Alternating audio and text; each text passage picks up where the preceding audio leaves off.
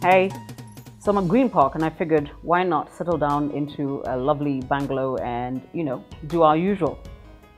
I have been asked, why haven't you spoken about the US elections? I don't care. Let's be honest, and everybody has spoken.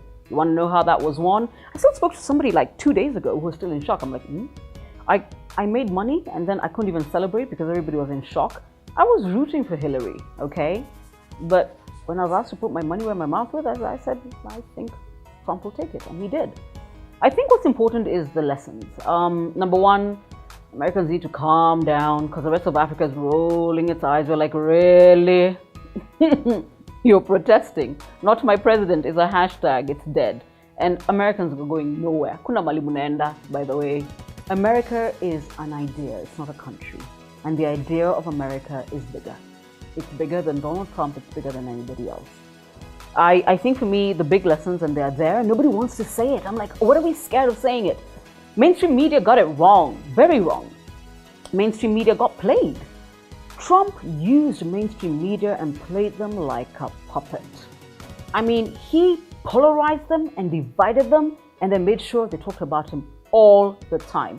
He spent less than Clinton and got more press than her. Okay? He is smart. But also, there's a big lesson. Old media doesn't matter. And we don't want to say it because half of us are thinking, but what does that mean for us? It means it's time to shape up, okay?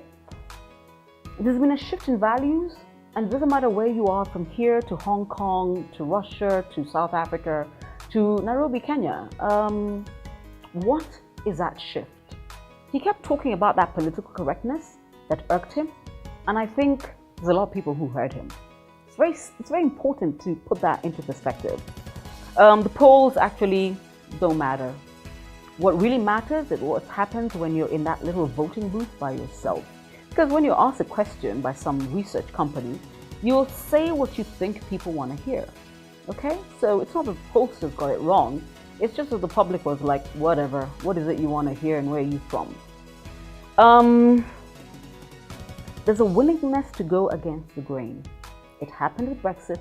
It's happened in the US. There's a new world order and we all have to deal with it.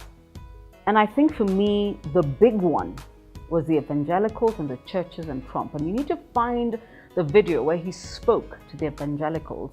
And for me, is where he talked about the annoyance on constantly apologizing about being a Christian. And I need to say this, it's bothered me a lot. And that man put it right out there. I'm tired of the fact that I do say Eid Mubarak. I say Happy Diwali. I don't care what you're celebrating. I recognize your religious holiday. But when it comes to mine as a Christian, and Christmas is a Christian holiday, we do season's greetings and happy holidays.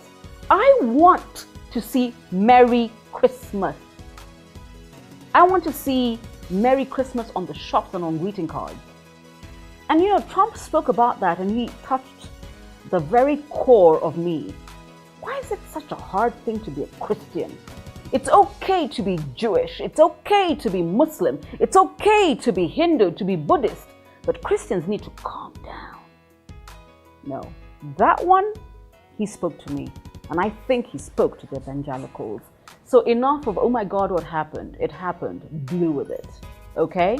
Let's talk about us.